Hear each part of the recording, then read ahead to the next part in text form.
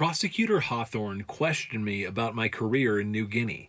He wanted to know every business I was in, where I had been, how well I knew the natives of this locality or of any other locality. He asked me what I paid my boys, how many natives had I recruited for indentured service, and what had I earned. I answered and sweated and answered. It must have been quite a spectacle for the crowd, watching a 20-year-old dressed in white, carefully shaved, move around in that little dock area, addressing himself to the district officer, and occasionally trying to look bewildered, yet obliquely glancing at the audience. I asked the court if I might place on the stand the principal witness for the defense, myself, so that he might tell his story of the raid. Consented to, the magistrate said. I told of our trip inland. I described the little boy who carried my gun, how, without warning, spears had come flying at us, how my gun carrier had been pinned to the ground by spears, how I fired so as to scare off the raiders. Did you shoot a man? I was asked. We were greatly outnumbered, I parried. I might have. I showed my wounded heel, where the scar was big and evident. I received that before I fired, I told the court. I put Jack Ryan on the stand. I knew as I questioned him, and as he spoke, that if I got out of a long jail sentence, this was the man who would make that possible. Jack was well spoken. He told of his years in the jungle. He said that whatever New Guinea was now, or would become, would be a result of the coming here of enterprising souls who dared the rugged life of bringing industrial advance to the region. He wound up his testimony by suddenly saying to the district commissioner, "What would you do out there if you were suddenly raided and fired on without warning?" I took the initiative. Your Honor, I am accused of murder. Where is the body of the man I am said to have killed? The law called for a corpus delicti, I hoped. But I couldn't remember. The prosecution demanded the same of me. Where was the body of my gun carrier? I hoped a witness, one of the Kanakas, who had gone on trial with me, and he declared that he knew Alteliwa to be spared from death and pinned to the ground. Likely he was still to be found in the spot where he was killed, for it was the custom of raiders to leave their victims where they fell. The trial was held up while these crucial points were determined. They sent an expedition to the scene. There they found the body of Alteliwa, which confirmed that he had been speared to death and that I had, in all probability, fired in self-defense. But they were unable to find the body of the tribesman I had shot. I got off, but I think if it had not been for Jack Ryan, I might have been in jail there until this day. It is stupid to be your own counsel, I decided. I'd never do it again. Apparently, as far back as I can remember, I always seemed to have needed a lawyer. I gave myself another piece of counsel. Get out of the Goldfield region for a while. About the only note of relief I can suggest in this episode is that it was probably the only situation I was ever in where no woman was involved. I still owned my claim at Eddy Creek. It hadn't been worked. I didn't really know its value, and I didn't have the means to get at it. Prospectors entered into all kinds of deals, and just before I left, I struck up an arrangement with Mrs. Giblin. If and when I returned, she said, and wanted to work her claim for her, she would stake me to the prospecting costs. I would work the field, and we would split 50-50 on anything that came of it. So, as I took a schooner back to caving, I had an interest in 2 plots of mountain earth 8,000 feet up in New Guinea. Back in caving, I caught a nail in the hoof, Australian for gonorrhea, or blackpox, as they also called it thereabouts, and I got a virulent from the disease. At first, I thought it had something to do with my malaria, which was a recurrent malady of mine. I went to a doctor and he told me what I had. He gave me probably what could be the worst treatment a man could get, a series of applications of permanganate of potash injected into the urethra. When my friends learned what I had, I became a sort of hero, but I was terrified.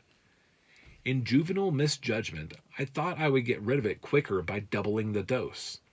That was almost fatal, for I nearly burned out my bladder. I had to enter a hospital and lay there sick and suffering. I realized I couldn't get correct treatment in New Guinea.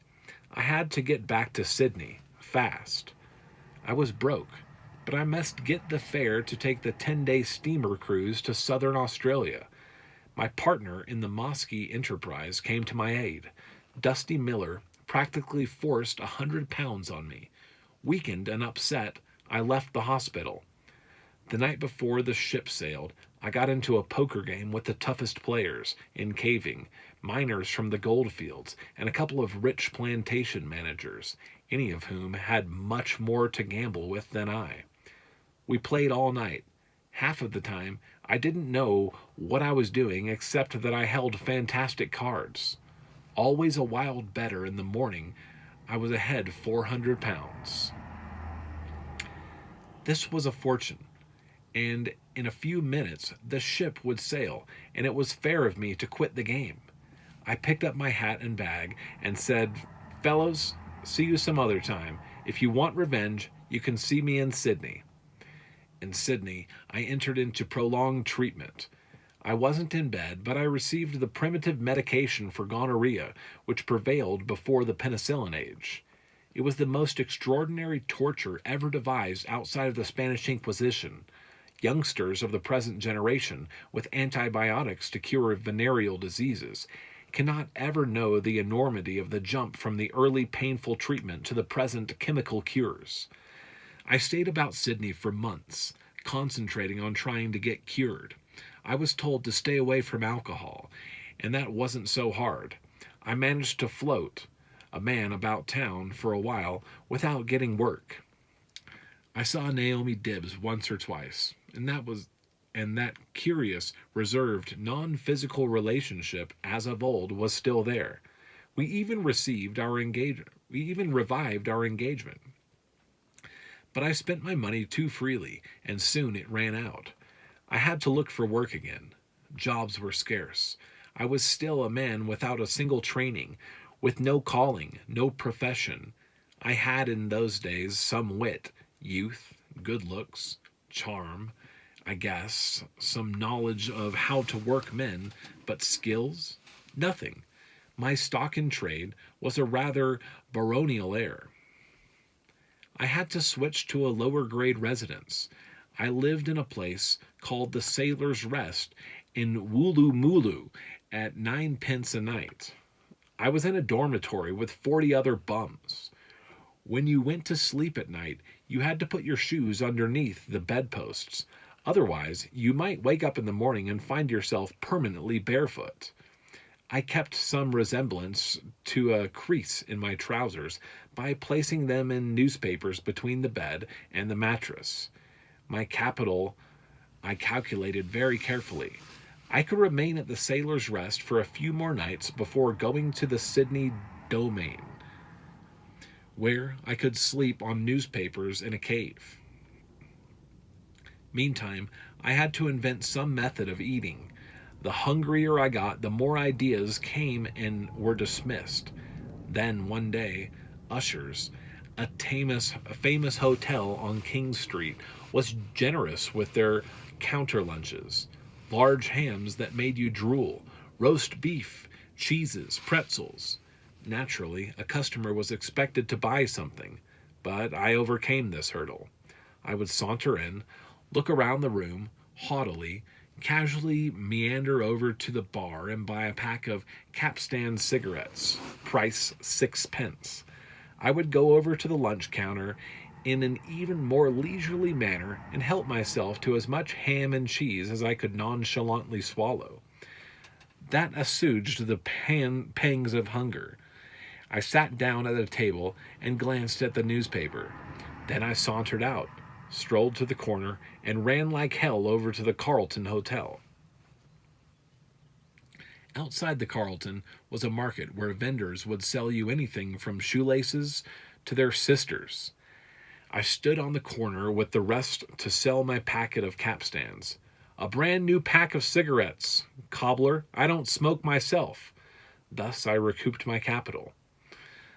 But they got wise to me at the free lunch, and I had to stay away from their counter for a while. For 3 days, I was ravenous. For 3 full days, nothing in my pocket and nothing in my belly. One day, I passed by a shop window in William Street, back and forth, looking at the cutlet in the window. It was surrounded by a few green peas and many flies. The restaurant was on the side of a very steep hill, and I must have walked up and down that hill about 24 times in the next 3 days. Every time I looked in the window, I drooled. The meal cost 1 shilling and 6 pence for the whole plate. Even the flies on it looked attractive.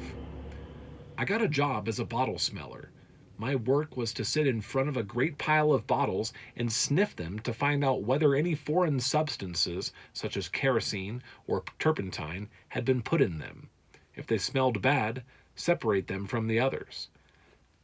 This way, the factory foreman learned which bottles needed special washing before being refilled with the soft drink. At the end of 1 day's smelling, I had a ring around my nose that gave me the look of a prize bull, but by that time I didn't know one odor from another, only that the job stank. After I was paid, my first thought was to go get that cutlet in the window on the hill. My mouth was filled with wishful saliva as I headed for the joint. I had to have it. I had the price in my pocket now. But when I got there, it was gone. I stared at the empty window, wondering what they had done with this cutlet. I walked in and asked for it. "Where's the cutlet that you had in the window?" The fellow didn't know what I was talking about.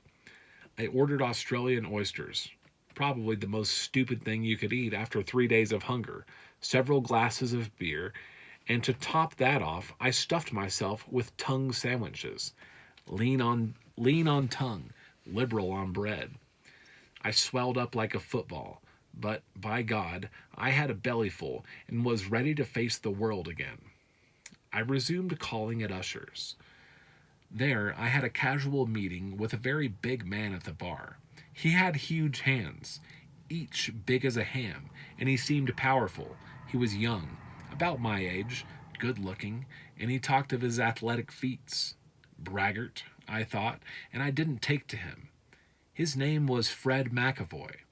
I couldn't know that later. In America, he would become a famous sportsman, destined to a career of marrying rich women, and he would become my close lifetime friend. He had a genius for wringing all the fun there was out of life, a worthy pursuit. The barmaids at Usher's got to know me, and they turned their eyes when they saw me get my daily helping. One day, one of my favorites, a Scotch girl named Alice, who could handle beer glasses like a juggler, called me over and told me someone had been in there looking for me. She had learned that an English company was interested in my gold claim at Eddy Creek. Not for the gold that might be in the earth, but because the site was between 2 large leases belonging to this company, and it interfered with some development that they had in mind. That afternoon, I sold my little plot of Goldfield for £2,000. I must have celebrated unduly, because a day or two later, when I was sober, I discovered that I was the owner of a new yacht called the Sirocco. I paid $1,500 for it. I had also paid off some debts, and when my vision cleared, I had this ship and a couple £100. The boat was in Sydney Harbor. I looked her over and wondered how and why I ever bought her. She was a cutter about 40 feet long and so narrow in the beam that you could lie across her. The boat had been built in 1881. What the hell could I do with her? She was too big to ship to New Guinea on board some other steamer so that I could use her for inter island work in that area. There was no cargo space, and her 6 or 7 foot draft was too much for the reef studded waters of the island. Not knowing what to do with this new possession, I turned about and did perhaps the craziest thing I ever did. I suppose it is rather lucky that I am alive to tell it. I decided that New Guinea might still be lucky for me, figuring that if this deal had come my way, others still bigger might fall into me. Maybe I would still strike gold there too. I ought to go back. I set out with 3 seafaring friends I met about Sydney on a 3,000-mile trip to the mainland of New Guinea via the coastal waters of Australia.